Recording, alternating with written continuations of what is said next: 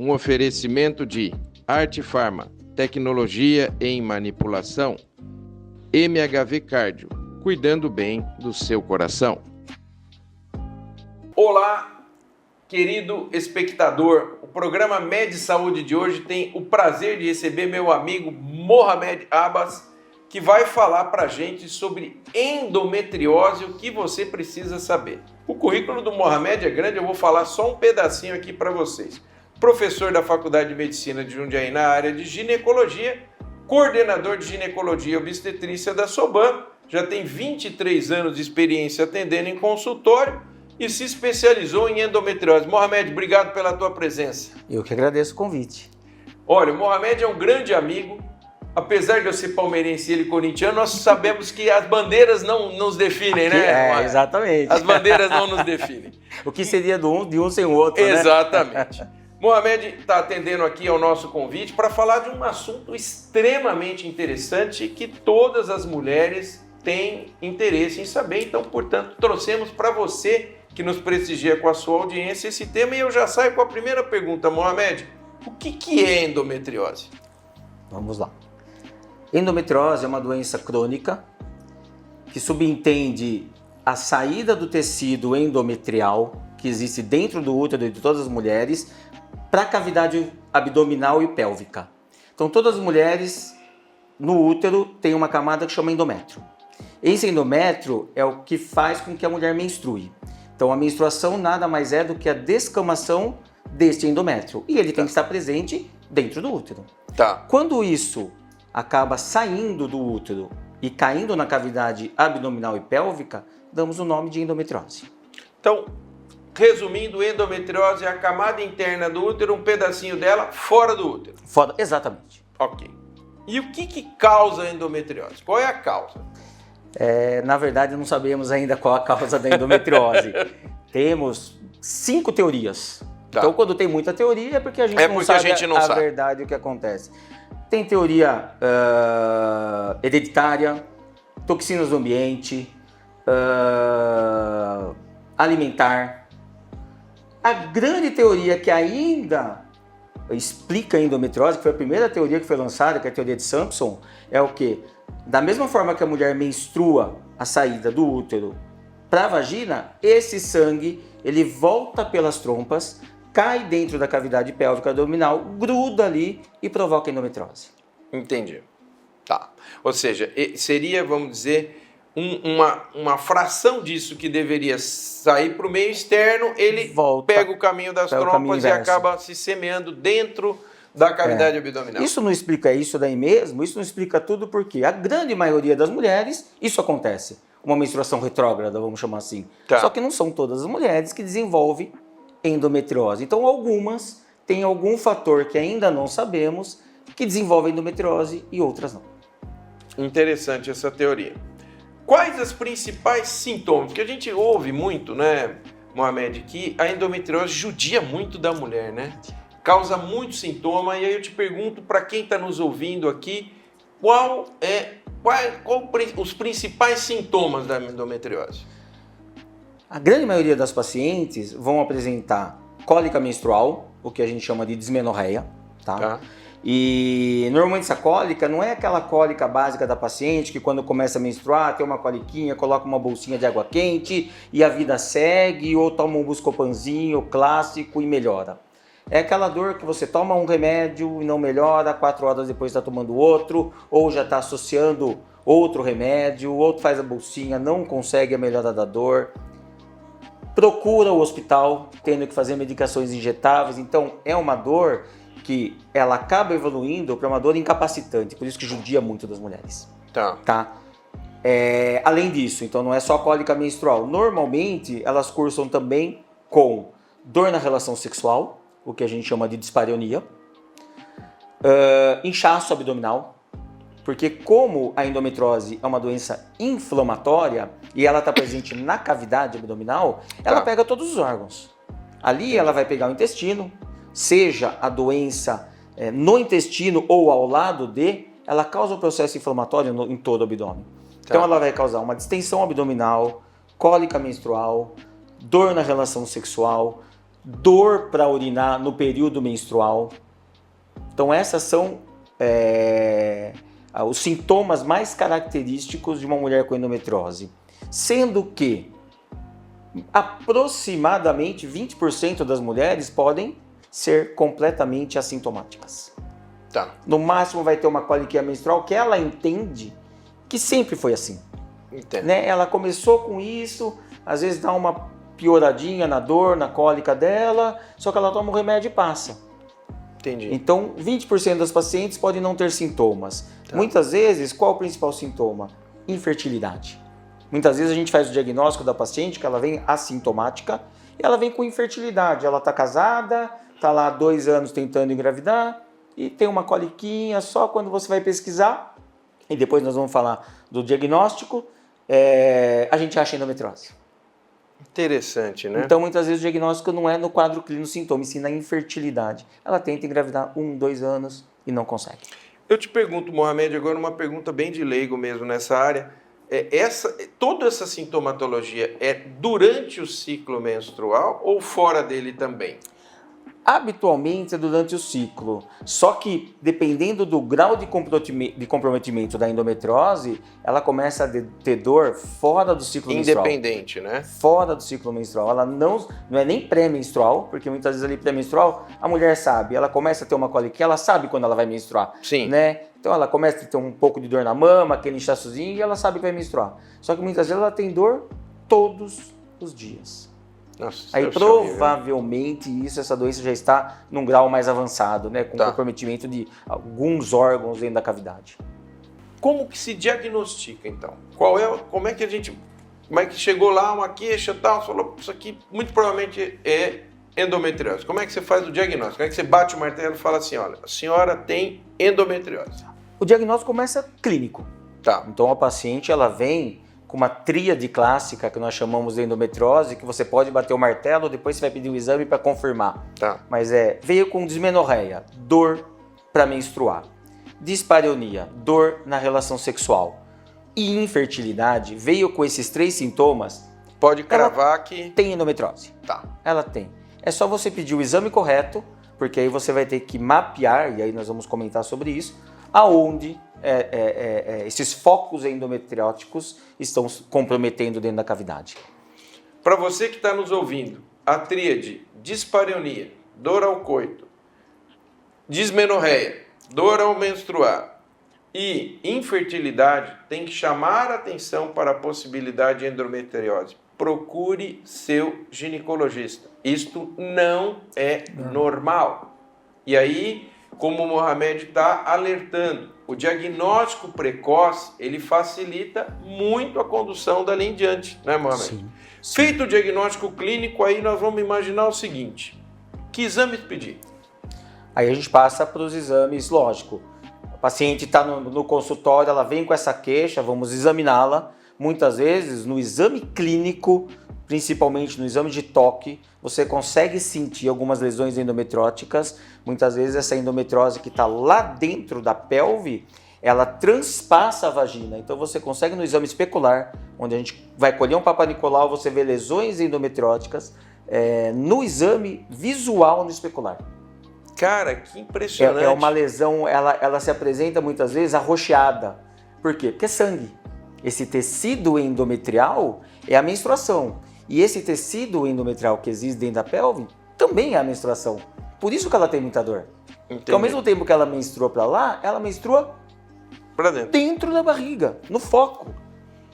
No foco endometriótico que ela tem, por exemplo, no intestino, na bexiga, no apêndice. Então imagina você menstruar dentro da barriga e aquele sangue não sai. Ele está dentro de uma cavidade fechada.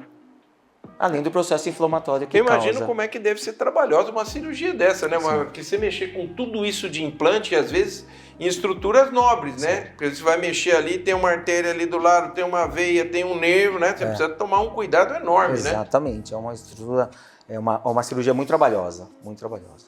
Tá.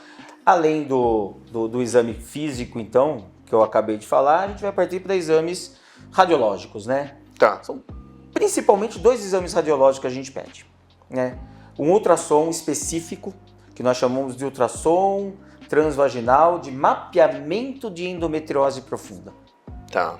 Então tem esse nome grande. Por quê? Porque o ultrassom clássico que as mulheres, que as pacientes fazem, que os ginecologistas e obstetras pedem, é o ultrassom transvaginal, que ele é básico. Tá. Ele vai lá para medir o útero, olhar o ovário, medir do ovário, ponto. Ele não vai se ater a mais outras estruturas. Esse não. Esse exame é feito com um profissional capacitado para diagnóstico de endometriose. Tem que ser aquele cara que já tem uma visão voltada para isso. Aliás, existe um curso radiológico para isso, para treinar médicos capacitados para diagnóstico de endometriose. Tá. Então, é ultrassom transvaginal para mapeamento de endometriose. Tá. Aí tanto faz, pode ser conjunto ou um independente do outro, uma ressonância com preparo intestinal para mapeamento de endometriose profunda. E essa ressonância ela é de abdômen total e pelve. Muitas vezes a gente acaba recebendo grande, né? Um diagnóstico só de uma ressonância de pelve. E a gente tem obrigatoriamente que avaliar o abdômen total. Porque pode estar em outro lugar, né? Exatamente. Fora da pelve. Exatamente. Muito bom. Existe um exame mais eficaz para diagnosticar essa doença? O que você diria? É o ultrassom, é a ressonância ou tem que ser essa casadinha porque um complementa o outro? Exatamente. A gente costuma falar que essa é a pergunta do milhão, né? É a pergunta do milhão. Aqui de vez em quando a gente surge umas perguntas do milhão e às vezes vale até mais que 1 milhão. Essa deve valer uns 5. Exatamente. Então o que a gente costuma falar? Peça o exame com o médico e o exame em quem você confia. Sim. Muitas vezes, direcionado, na né? cidade que você está, você tem um baita ultrassonografista capacitado para fazer diagnóstico de endometriose e você muitas vezes não tem um radiologista capacitado em ver endometriose numa ressonância. Tá. Quais os tipos de endometriose? Mas essa pergunta nós vamos esperar um pouquinho. Só um breakzinho. Não saia daí, a gente já volta com o Dr. Mohamed falando sobre endometriose, o que você precisa saber. Estamos de volta com o programa Med Saúde, recebendo o ginecologista especialista em endometriose, meu querido amigo Mohamed Abbas, que conversou conosco no primeiro bloco desse programa, várias perguntas sobre endometriose, e no final do primeiro bloco eu tinha feito uma pergunta muito legal para você.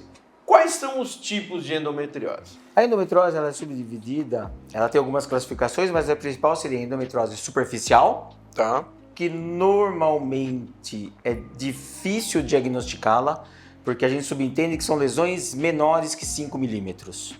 Tá. E os exames radiológicos não conseguem identificar lesões menores que 5 milímetros. Seja a ressonância ou seja o ultrassom que a gente acabou de falar.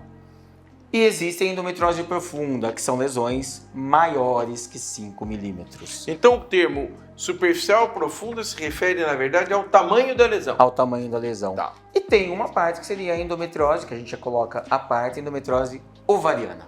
Tá. Então essa ovariana é um outro tipo. É a mesma, só que a gente acaba dividindo... Específico no ovário. Específico no ovário, porque muitas dessas mulheres, o comprometimento endometriótico, ele se dá em média ali em pacientes jovens que querem filhos, 25, 27 anos. Tá. Pode ter menos, pode ser mais, mas essa é a média e as pacientes querem e desejam filhos. E o órgão reprodutor são os ovários. Entendi. E aí eu pergunto, existe uma relação entre sintoma e o fato dela ser superficial ou profunda, ou seja, o tamanho do foco endometriótico, traduzindo em miúdos, uma endometriose pequena pode dar muito sintoma? Pode. Pode. Então, e aí fica mais difícil, né, mano? Porque aí ninguém não dá para enxergar. Como é que você vai tratar uma coisa que você não sabe nem onde está exatamente, e a paciente chega com sintoma? Muitas vezes a gente acaba tratando, então é o que eu costumo falar. Pensou em endometriose, trate como endometriose, mesmo que o exame não venha positivo. Porque a gente acaba deixando de tratar aquela paciente que está com muita dor porque você não achou um diagnóstico radiológico. E antes de tudo, a clínica é soberana. Né? Então a paciente está com dor, está com dispareunia, ela tem endometriose, muitas vezes o exame ele só não mostrou. Sim. Então a gente costuma fazer o tratamento da paciente como se ela tivesse. Certo. Endometriose superficial não quer dizer menos endometriose, profunda não quer dizer mais endometriose do ponto de vista de dor. Eu já peguei pacientes com pequenas lesões endometrióticas que a gente chama de peritônio, muito sintomáticas e pacientes assintomáticas. Eu tive, assim, aquela coisa que você não gostaria de ter há 2 anos atrás, uma paciente que chegou para mim com um rim excluso. Ela perdeu o rim assintomática por endometriose ureteral. Aliás, foram 2 pacientes o ano retrasado. Nossa, meu... Já chegaram com hidronefrose unilateral, graças a Deus, né? Não era bilateral, então, senão ela estava dialítica. E aí já tinha, né? E aí ela estava com o rim, aí a gente acaba sempre encaminhando para o colega urologista e o nefrologista para avaliar. Foi feita uma cintilografia e aí viu que ela tinha menos de 10% de função. Olha, um alerta importante para você, mulher. Esse programa está sendo praticamente de utilidade pública, hein, Mohamed?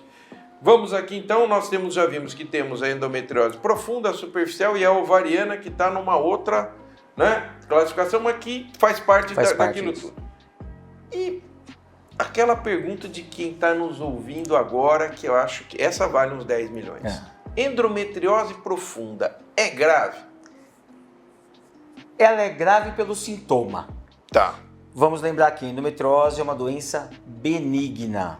Então, endometriose, eu costumo falar para as minhas pacientes, ela tem um comportamento de câncer, mas ela não é câncer. Comportamentos que eu digo porque ela espalha pela cavidade. Sim. É por isso. Mas ela não é câncer. Então, ela é e será uma doença benigna. Com uma rara exceção em endometriose ovariana, mas assim, é aquele, sabe aquele 0,001%? É ganhar na Mega Sena da virada sozinho. Exatamente. Tá. Nós podemos ter um tumor endometriótico ovariano. Tá. Eu tive um caso na vida, eu operei um caso desse na vida. Imagina, você está com 30 anos de atividade. 25 de cirurgia endometriótica? Exato. Um caso na vida. Então realmente é muito raro. Muito raro. Os pacientes não precisam se preocupar, porque nós não operamos todas as pacientes endometrióticas, né? A grande maioria a gente faz tratamento clínico. Então a pergunta sempre vem, mas isso vai virar câncer? Eu vou ter um câncer? Não vai ter um câncer. Isso é uma informação muito importante. Então, se você tem endometriose, você não tem câncer. Pode se tranquilizar em relação a isso. E agora, claro, Mohamed, essa aqui então dá o Prêmio Nobel de Medicina. Endometriose tem cura? Vamos falar que algumas pacientes a gente pode falar que podem se curar. O que a gente costuma falar para o paciente? Endometriose tem tratamento. Tá. Não vamos falar em cura, porque a gente nunca pode permitir isso ao paciente. A gente fala que a endometriose tem tratamento, por isso ela é uma doença crônica.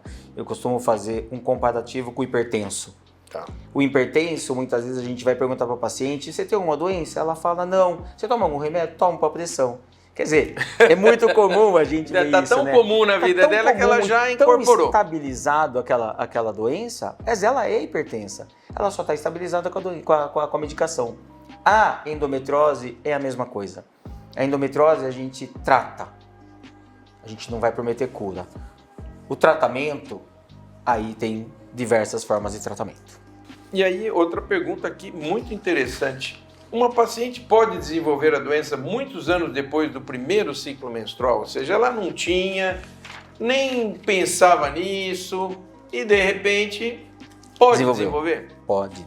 Muitas vezes a gente pega pacientes endometrióticas, faz o diagnóstico de endometriose e depois que ela já tem até uma prole constituída, ela tem 2, 3 filhos, como ela planejou na vida dela, né?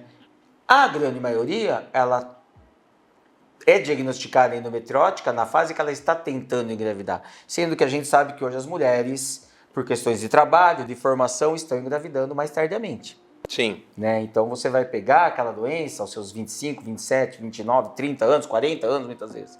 Então você pega o quadro clínico da endometriose, a lesão endometriótica ali. Mas ela pode aparecer, eu tive uma paciente que até me chamou muita atenção no consultório, com 15 anos de idade, que eu diagnostiquei endometriose. 15 anos? Sabe aquela coisa que você fala assim, não é possível? Você já deve ter casos assim no seu consultório. Não, tem aquele que sai da curva completamente. 15 anos de idade, tinha 1 ano e meio que ela menstruava, com todo o quadro clínico de dor incapacitante, Ela é uma paciente virgem ainda, com 15 anos de idade, então, por exemplo, o ultrassom transvaginal a gente não pode fazer, a gente lança a mão da ressonância magnética e tinha endometriose, inclusive intestinal. 15 anos de idade. É raro. É aqueles pontos fora da curva, mas que existem, né? Fora da curva, que existe. Não é para assustar e falar, não, minha filha com 15 anos vai ter, não. É raro. Mas ela pode, o que eu quero dizer, ela pode comprometer toda a vida do menacme, que nós chamamos, que é o quê? Da primeira menstruação até a menopausa, essa fase da mulher que chama menacme. Então ela pode comprometer toda esta fase da vida da mulher.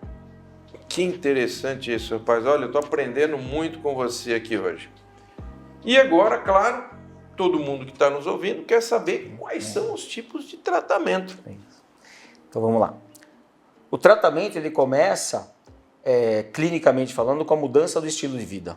Então hoje é comprovado cientificamente que a paciente com endometriose ela tem que mudar estilo de vida. A velha e boa atividade física, que todos nós, em qualquer especialidade, a gente acaba recomendando, e isso faz parte também para a paciente com endometriose. Dieta anti-inflamatória. Quem faz a dieta, ela melhora, mas muito, o quadro clínico de quem não faz. Tá. Dieta anti-inflamatória, eu costumo resumir em 3 coisinhas básicas que fica mais fácil, óbvio. Procure um nutricionista, procure um nutrólogo que seja capacitado a falar sobre endometriose, claro, né? Mas são 3 coisinhas que eu falo que é importante tirar da alimentação. O máximo. Não precisa tirar tudo, mas o máximo. Leite, carne vermelha e glúten. Estas 3 substâncias são muito, muito inflamatórias. Leite, carne vermelha e glúten. Tá. E glúten são muito inflamatórios. E aí naquele bate-papo de consultório, conversando com a paciente, a gente acaba falando isso, a paciente já regala os olhos e fala assim, doutor, é verdade, quando eu como churrasco a minha barriga estufa. Olha que interessante. Quando eu como uma massa, eu vou na pizzaria numa sexta-noite, eu como 2 pedaços, a minha barriga estufa. E ela estufa muitas vezes porque ela não tem uma lesão intestinal do ponto de vista de doenças inflamatórias intestinais, retocolite sedativa ou doença de Crohn, não. É porque ela tem endometriose. Olha, que interessante. E às vezes o paciente faz essa associação depois que você levantou. Olha, fala assim, a pessoa vai lembrar e falar, olha, realmente, quando eu como, né? É isso que acontece e ela não sabe o porquê. Muitas vezes elas entendem, por exemplo, que ela está comendo e que ela é alérgica, né? Porque hoje está muito em voga a alergia ao leite. Tá. E tudo tem leite. Você vai comer uma pizza, tem queijo e leite. Então elas acabam se colocando como alérgicas ao leite.